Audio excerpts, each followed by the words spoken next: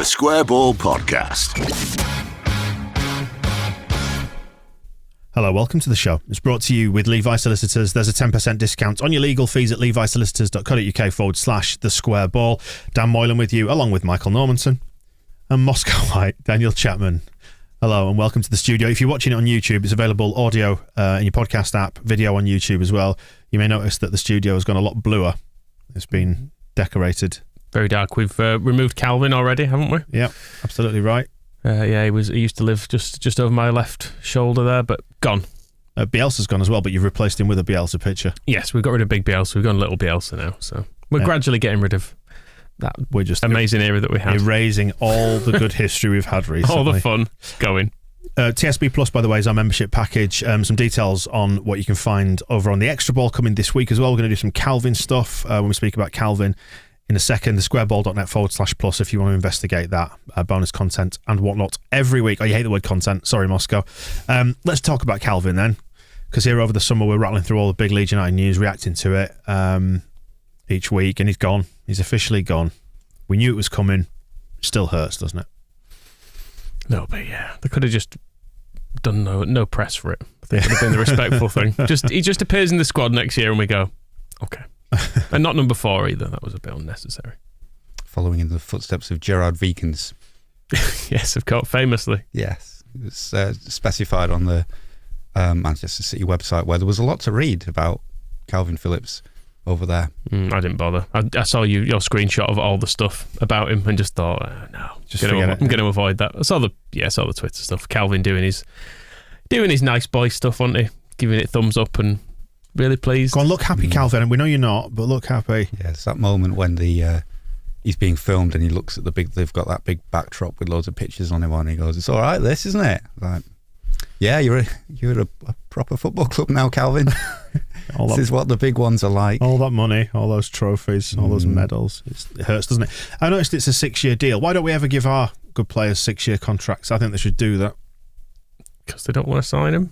Right. Maybe. I don't know. Maybe because we're not. How much is he getting paid? It's something ridiculous. Isn't it 200 grand a week or something like that? I mean, stupid. Go away. If you're going to lock that in for 6 years, yes. But if you're locking in, 50 grand a week for 6 years, you're probably going to say, well, Manchester City might want to offer me 200 grand a week for 6 years next season, so I'm going to just wait for that. The long contracts I can remember are people like Luke Murphy and Steve Morrison, Lawrence De Bock, who years on you're going, still here. 4.5. In fact, De Bock is probably the longest, apart from Rafinha, I think. Did he do 4.5 years when he originally came in? Something like that. Yeah, because he's 2 years left now, hasn't he? Yeah. So. But 4.5 years for De Bock. De Bock outlasted Bielsa as well. He was here before him and went after him. So he had the last laugh in many ways. Yeah, that's the real quiz. Kalvin's letter then. I like to think that was penned by Kalvin himself rather than Team Kalvin. But I suspect the gist of it came from Kalvin. Yeah. Even if maybe the exact wording was tweaked a little bit. Because Kalvin used to write all his own stuff, didn't he, on social media, and it was good. And then a company started doing it and it just became vanilla and the most bland platitude you've ever seen, whereas this was somewhere in the middle, wasn't it? It was because it was nice, because Kalvin's accounts follow us, and I thought, oh my god, Kalvin Phillips knows who we are, and he didn't. No, it was his team. If you go back to the early days of like Kalvin on Twitter, he's posting pictures of Alex Mowat as a kid and doing fun stuff and like basically just taking the piss of his teammates' haircuts and stuff. And then the more recent stuff is just is he a Super League wanker? Honoured to play for, always an honour to play for England, all that sort of stuff. Not asked. But I think this was genuine. I don't feel like there was any need to go into such detail about Bielsa and Jesse and all that sort of stuff if it wasn't him. Unless they made him do it. Like they've made him have this transfer. Yes. Correct. What I did like in this, as much as it pains me to say it, is the honesty as well. That final big paragraph. And finally, to my family, the fans, I hope you guys understand my decision and will accept that I only want to chase my dreams and test myself against and with the best teams and best players on the planet. Somebody in Team Kalvin's office has done a typo there. As a young kid, I had so many dreams, and I still do, but playing for you was the one I will never forget. You're the best fans in the world. So at least there's just a bit of honesty in there. Like, look, I'm going to go play for this dead good team to try and win some stuff. if you'd have listened back to the end of the season, the comfy chair, we said, if you get a comfy chair, stay in your comfy chair. Leeds was that for you. Yeah. You loved it. You've said, stay here. Idiot. Anyway, I suppose it's fair enough. It's one of those that I can't be too angry about it. I think for me, it's like, I like him as a person, as an individual, and that bloody hell, that smile. And then I can't begrudge his honesty. I can't begrudge him going to them. But the football fan in me thinks just fuck off all of it. There's nothing really left for him to achieve at Leeds after getting us promoted, because in the next 6 years, it's highly unlikely that we are going to win the Premier League. Oh, what? And highly unlikely that we're going to win the Champions League. So we might win a cup. So there is something that, there's that to look forward to. We might sneak a League Cup win. Papa John's. So, he's ticked off getting Leeds United promoted, and if you think that was his big target, and he's ticked off playing for Leeds in the first place, so those are two big things that he's achieved. It's kind of, if you want the next thing, he could just spend the rest of his career playing for Leeds, and you think as a fan that's all you want to do. But then, if Pep Guardiola wants you and says, I think you can do a job for my team, and you get to go to work with like Kevin De Bruyne every day,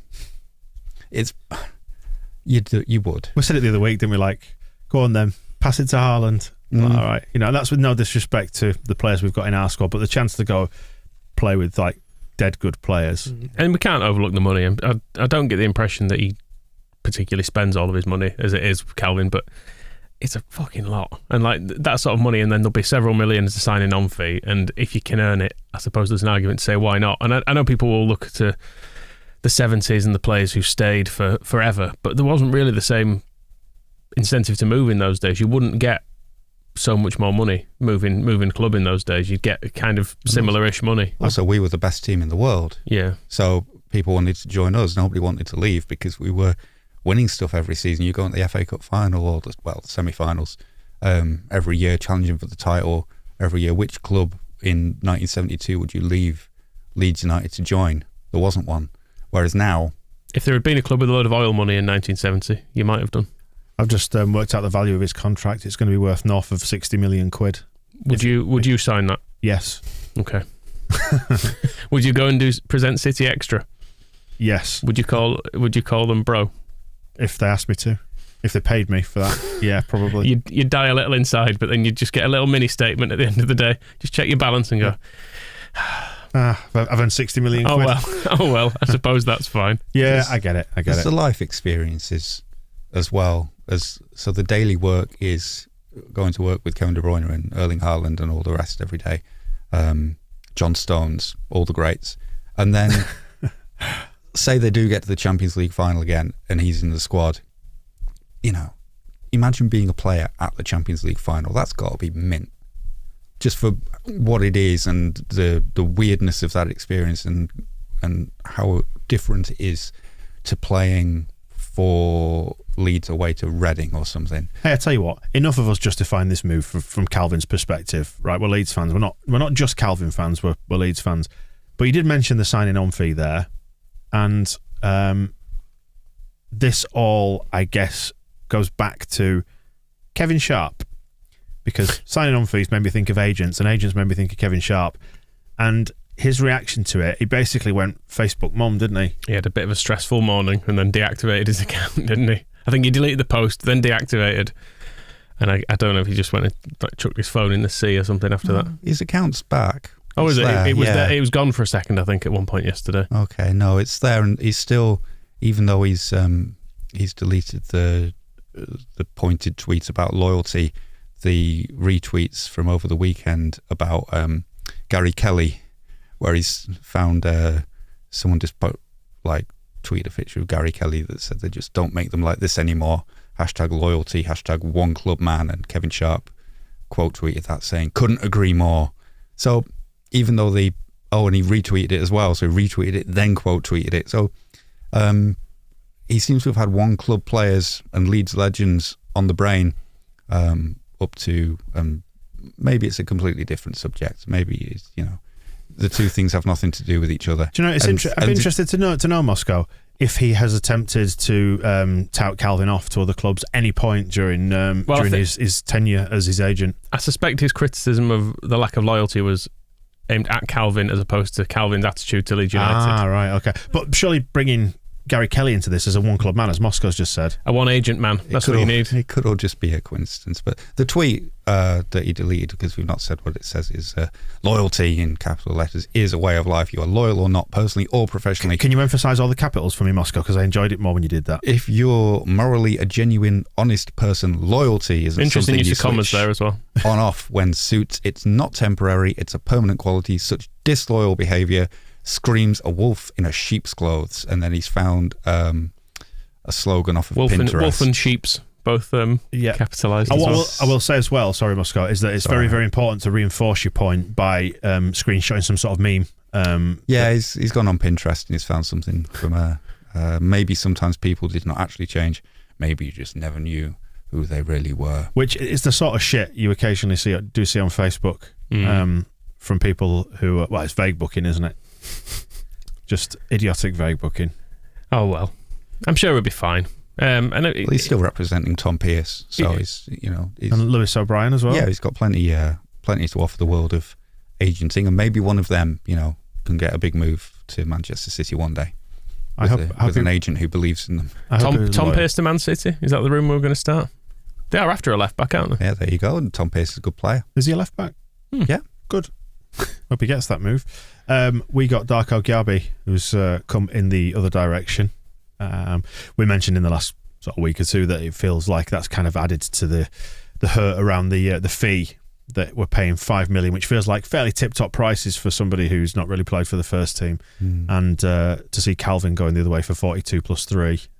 However, he does come with a good reputation. Yeah, just on the fee, it feels like he tips things the wrong way. If he'd been thrown in for free and they'd said he's worth $5 million, and instead of getting 50 million from City, we're getting 45 and this really good young player, you'd think, that's a cool deal. But then having to pay 5 million on top of it all just seems a bit not very well negotiated from our point of view. Like we've not really hammered home. We've not done the old Daniel Levy, Harry Kane, you will stay. Like I said, it feels to me that there's a certain amount of, and you can tell it actually from Kalvin's letter where he thanks the directors, which does suggest that they were willing to sell him. There's been some sort of agreement there. I think everybody's just been very nice about it. I mean, but that's bollocks. That's not what football's about. It's about tribalism and pettiness. It happened as well when he stayed. When Aston Villa wanted him and he was wavering, like, do I just go straight to the Premier League?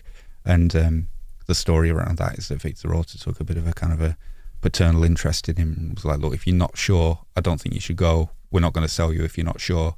And sort of the implications of that is that if he is sure, then yeah, we'll sell you because that will be what you want. And it goes to, Bielsa used to talk about this with the players wanting to go on loan. If a player wants to go, don't stand in the way. It's their career, their choice. You've just got to then try and get the most you can out of it for the club. And I think that's where it feels just a little bit short, is that even with Kalvin's firm desire to go to Manchester City, there are still ways that you can get just that little bit more out of City than we got. And Darko Gyabi seems to be or is he JB? I even heard him pronounce it himself today, and I've forgotten how to pronounce his name. It sounded more like JB on a BBC article I watched a couple of weeks ago when we were first linked with him. He was doing some skills thing. Yeah, not a hard G then. This is a revelation. No, they helpfully got him to say his name in the LUTV interview, but my brain just cannot absorb simple facts. So, our nice young friend, if he'd come for free, that would have felt like we'd done well out of the deal. All players should come to Leeds for free.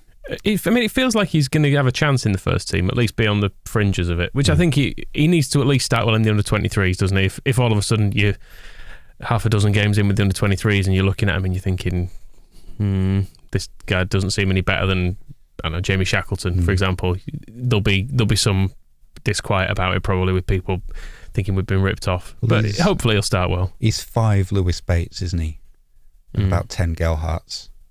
So if you're looking at that in pure those terms, it's a lot of money for an 18-year-old. But then is he about a third of a Lavia, the guy that's gone from City to Southampton? And also we bought him from the richest club in the world, and we got Joffrey from a broke Wigan, didn't we? So yeah, that's probably Bate is the better comparison because he came from Chelsea. So he's 5 times a Bate in the same position as well. So they're quite directly comparable. So we should be pissing all over Lewis Bate next season.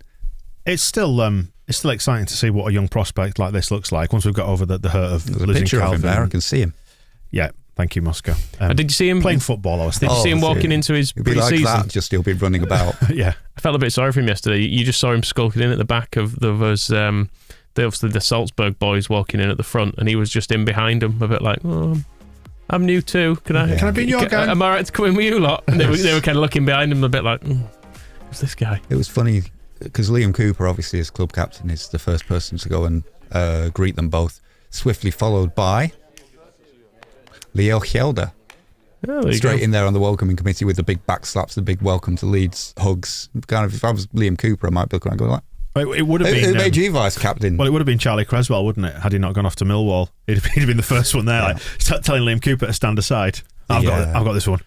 The George Honeyman move I was reading this morning. The Sunderland newspapers, desperate to kind of juice their clickbait headlines, said because Sunderland wanted him on loan as well, and it was Premier League loan target turns back on Sunderland in favour of George Honeyman move. And who's George Honeyman? He used to play for Sunderland and now he plays for Millwall. And it's like, I don't think that's probably the tipping point. Like Charlie Creswell, well, Sunderland, Millwall. Well, which one does George Honeyman play for? That's all I care about. But it was a great way of. They got the click off me, so it worked. Well, yes. Tyler Adams, when it comes to central midfield replacements, looks like he's the man. That one's become more concrete. It's felt like over the course of the weekend.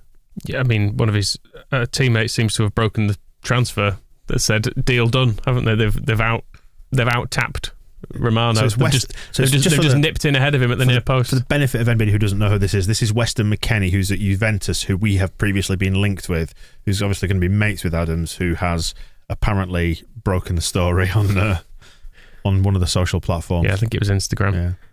I mean, he's fine, isn't he? He's a central midfielder. I wanted that. Mm-hmm. And I think it's safe to say he probably is the Kalvin replacement in a way that Rocker definitely was not. Mm-hmm. I think he is. But we just need another 3. Right. Another 3 central midfielders and we're good to go for the season. Who are you saying we should go for? Are you still going for Kamara as well? Yeah. He's going to be probably... Both of Chris as well. Yep. Get Chris back for the bench. But yeah, Mo primarily. There's Brendan Aronson's little brother as well. Paxton. Paxton can come. It's all going to be in the family because, Tyler Adams is another... I listened to a podcast where Jesse Marsh describes himself as a Tyler Adams fan. And he gave him his debut for New York franchise in a friendly against Chelsea, which he scored in. And so he's been on the Tyler Adams train since... Is it a hype train? I think it's a fine young man train rather than, he doesn't want to hype him up because he's keeping his feet very much on the ground. But he's known him since he was like 16, and I'm sure I've been trying to find, and I can't find it again, but I'm sure there's a story that Jesse Marsh has told about Tyler Adams as a teenager wanting to make some like tactical change. I might be wrong about it, but I'll tell the story anyway because I know and then when Jesse tells it, I think it's Tyler Adams who I think it's a US national team friendly match or like a youth game, Tyler Adams comes over to the bench, and this is when Jesse Marsh is the assistant coach, and he's taking this match. It might be Red Bull's game. I'm short on the details. It was a football match, and they were there. And this 16-year-old kid comes over to the bench. He's like, "We're losing this game. We got to stop attacking down the right. We got to go down the left." You hinted towards an American accent there, Moscow. They're all Americans. Do you want to adopt it fully? And what in my life? No. And all the people on the bench are like, "Who is this punk? He's a 16-year-old kid telling us what tactics to do." Hey, wise guy, what do you want? But Jesse Marsh, as he tells it, he says, "But I was the guy who said, no, he's right. I think he's right." So at the half, he got them all. The half, He got them all in the locker room. Isn't that the guy who used to be on Baywatch? And he said, guys, Tyler has told us that we need to be attacking down the left in the second half. So we're going to go with what Tyler's saying. Because he loves that buy-in. He wants to tell the players. Empowerment. Yeah, they can all make their own suggestions. Had they previously all just been piled in a tiny space in the middle Everybody of the pitch? on the right, and then they came over to the left. And he said, yeah, so I'm sure it's Tyler Adams that he tells that story about. And it's a bit of a story about Tyler Adams, but like generally these are always stories about Jesse Marsch as well. It's like, because I was the one, like I heard him and I was like, that kid's right. That kid's right. I admit he's full of spunk. I gotta admire him coming over, but then also admire myself for listening to him. So it's I'm pretty sure that if that, I can't find it in one of the many podcasts I've listened to of Jesse Marsch, but I think he's probably going to tell that story himself if it's true. I hope it is, because I haven't just slandered everybody. Got a mention in Kalvin's letter as well, did Jesse, didn't he? He did. I mean, you've got it. You skimming over that one? Well, no, I mean, he says it's fine, doesn't he? What is those were his exact words, yes. An unbelievable and manager Jesse was also fine. But an even better person. Came in this club and gave every single player confidence and belief in a very difficult season. And that's what kept us in the league from the bottom of my heart. Thank you. On to other shiny new toys then. Luis Sinisterra. Have we ever had a Colombian before? Or certainly one that's as exciting as this. That's exciting, isn't it? Jan Poveda. Sort of Colombian, isn't he? Mm-hmm. Yeah. And we wanted, from London, but we wanted Faustino Asprilla. Yeah. But we never got him.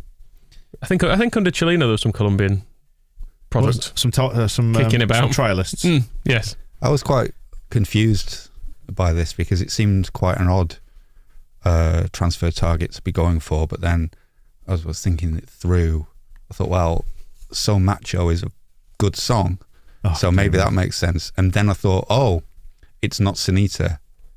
I'm glad you had to explain that joke for the benefit of anybody who wasn't along for the ride there, Moscow. And then I realised who we were actually signing and that we weren't actually signing Sinita, the 80s pop singer, who I was mixing him up with.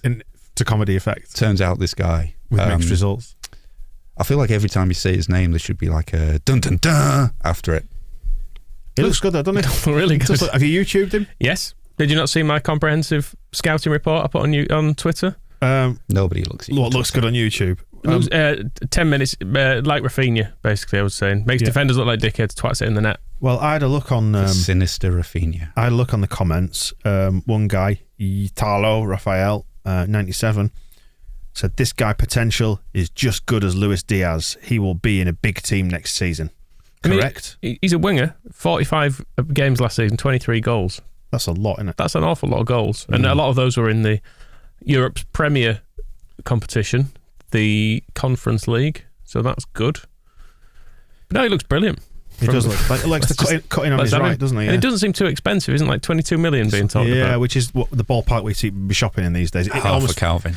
It feels like another sort of Rafinha style move, doesn't it? Trying to get these exciting people who are not quite playing at the top level yet. So maybe we should find out now which team he really wants to play for, and then we'll deal with that in 2 seasons. That's what we've become now, isn't it? Around the reports of the Catalar, that some of these players are now happy to come to these pathetic stepping stone clubs like Leeds. It's called the Wijnaldum route, isn't it? Well, let me just read you this other comment that I found in the YouTube comments of the video of Sinisterra, which was, Barcelona are interested in him. Their scouting team is just amazing.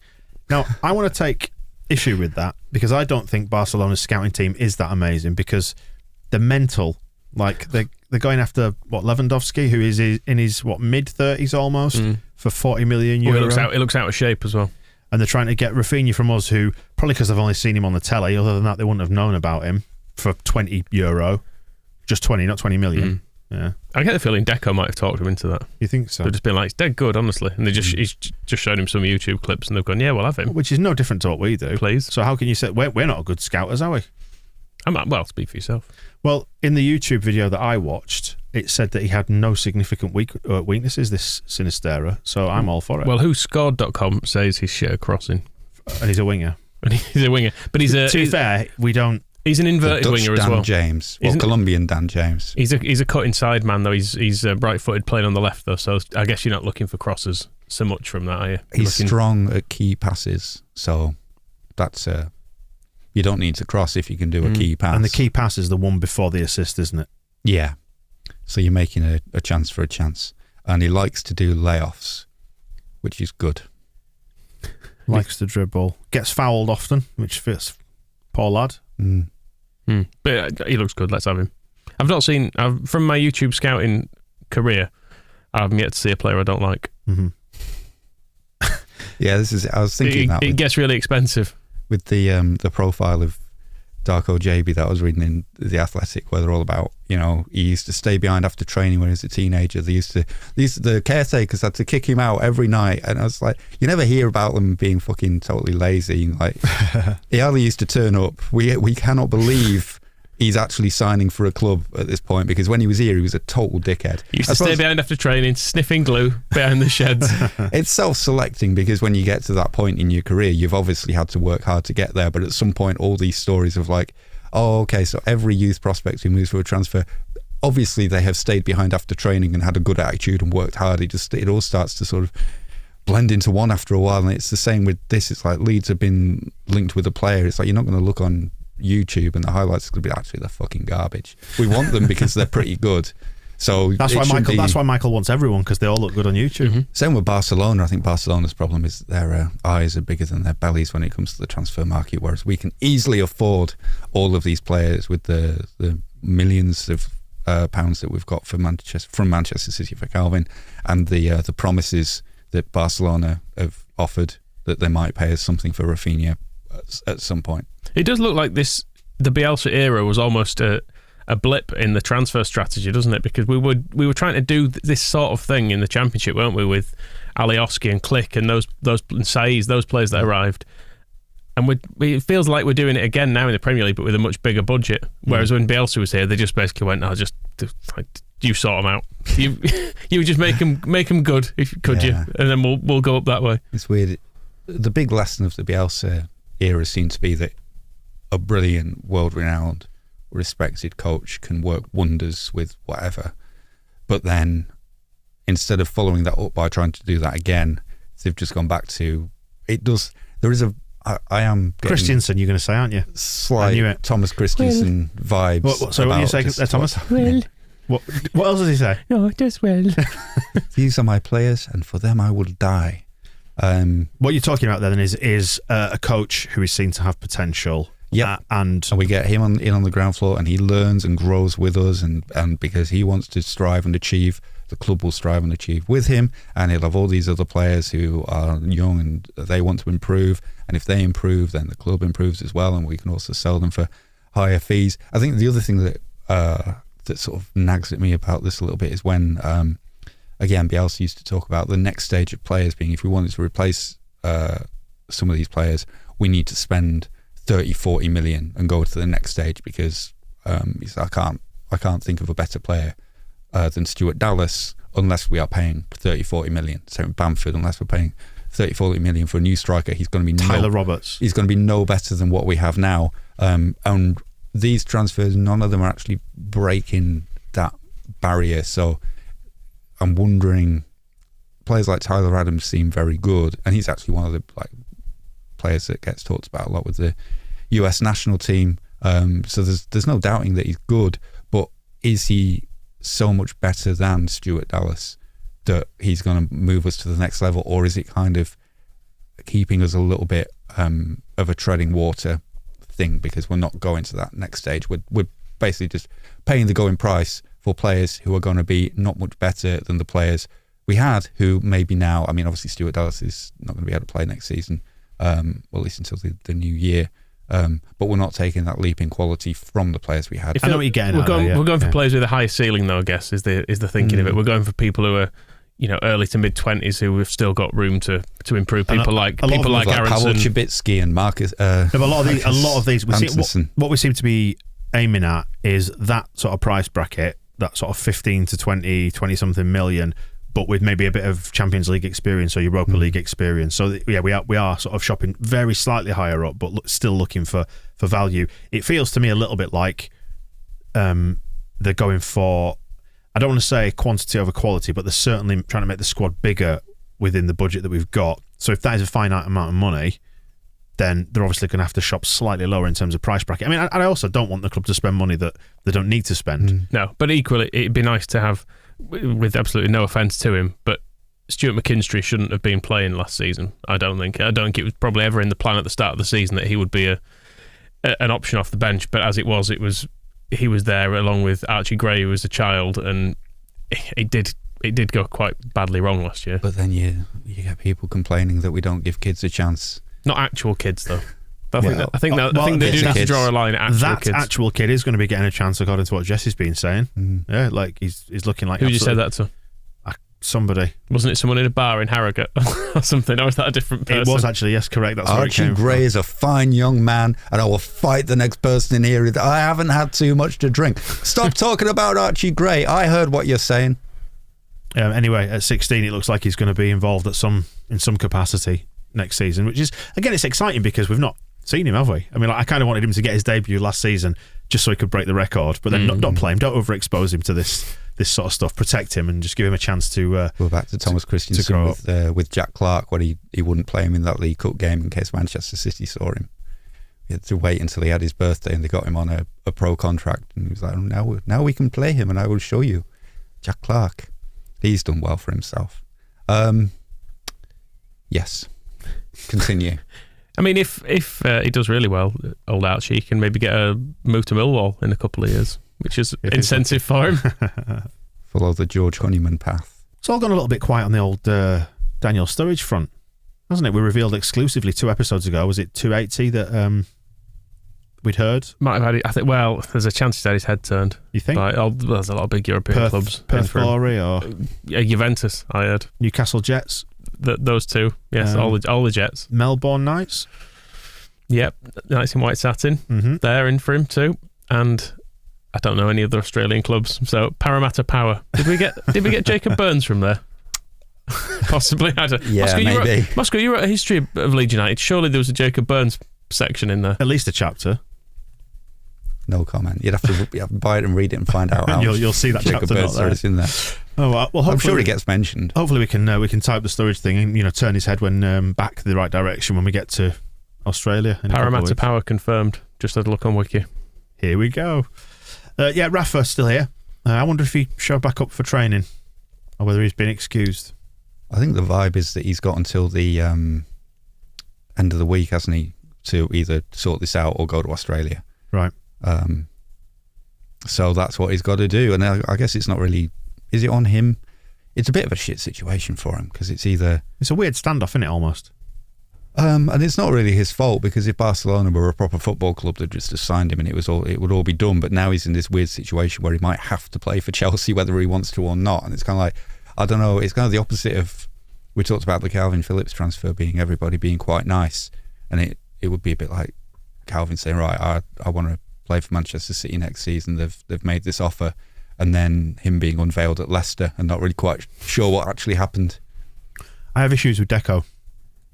My dislike of Deco grows by the day to the point where probably needs a shoe-in. Don't do it, obviously.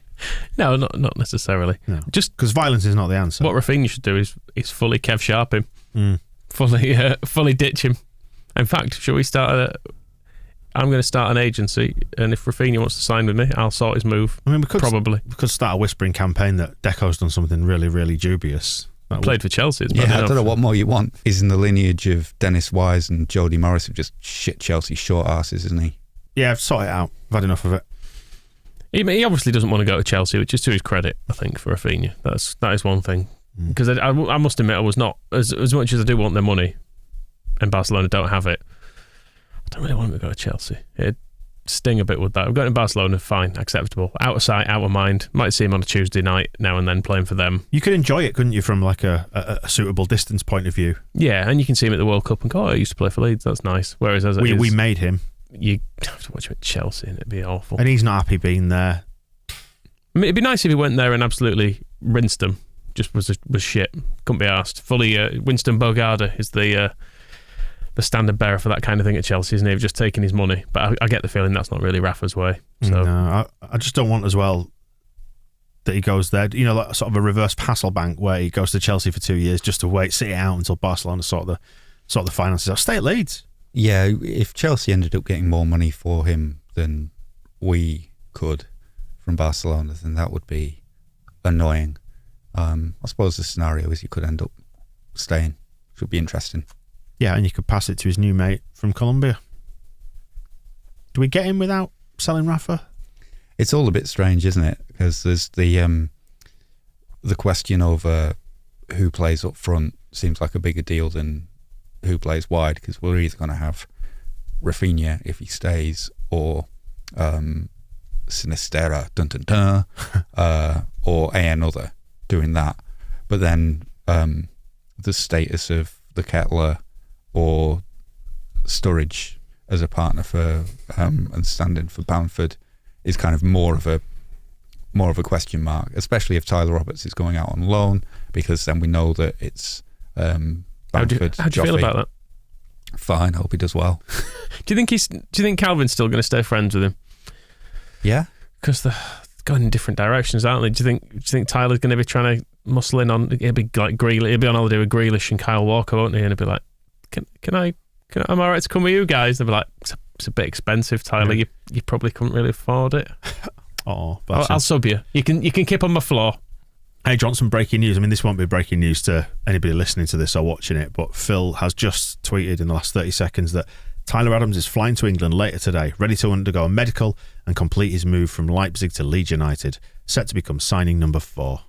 So that's done deal. Phil tapping it in there. That's obviously. Good. Yeah. Well, good. I wanted midfielders. Yep. Keep it going. We played Stoke, or did we? Who knows? It's the old, if a tree falls over in the woods and no one's there to see it, did it make a sound? Pat Bamford scored. So we're here. Are we allowed to say that? Is the whole thing embargoed? Did that make a sound when the ball went in the net? Silence. Apparently Rocker was good, wasn't he, in this anyway? Yeah, this is all pure tittle tattle. Total there was conjecture. there was no crowd in to see this, so this is like what people are saying. There has been a behind closed doors friendly against Stoke. Do you think Lewis Baker was pulling the strings in midfield? That's a good point. Or maybe that's why Rocker looked good, because he was up against Lewis Baker. But we play a proper game soon, don't we? Play Blackpool, so we can actually... It's come around quick, actually. We can actually watch some proper football. Well, proper-ish. As proper as pre-season games ever are. It's only 4.5 weeks until the season starts. I'm glad, to be honest. I'm bored of this now. Yeah, it's gone on for too long. I have to admit, it's been nice to have a bit of downtime after the stress of last season, but that's now retreating into the memory because we're getting new shiny toys now. Yeah, you want to see them, don't you? Yeah, you do. Absolutely right. And the good thing about getting that chump Bielsa out is that we'll see them straight away. Snake updates. Fang. Yeah, so we mentioned, if you caught last week's show, we were talking about Fang, the ambulance snake. He's got arms, he's got legs, and there's a whole backstory, if you saw the show last week, as to why that is. Also, as well as arms and legs, has a Twitter account, which I guess, if you're going to be tweeting it, it's probably useful. Well, I was going to say, your common or garden snake doesn't have opposable thumbs, so can't really tap out messages on a phone. Or tweeted whatever. us. I completely missed it last week. I was doing research on Fang, and he retweeted us talking about him. Says, "At me next time, lads." Right. So I think we've made a friend. Or it's aggressive. I'm not sure. I'm not sure which. It.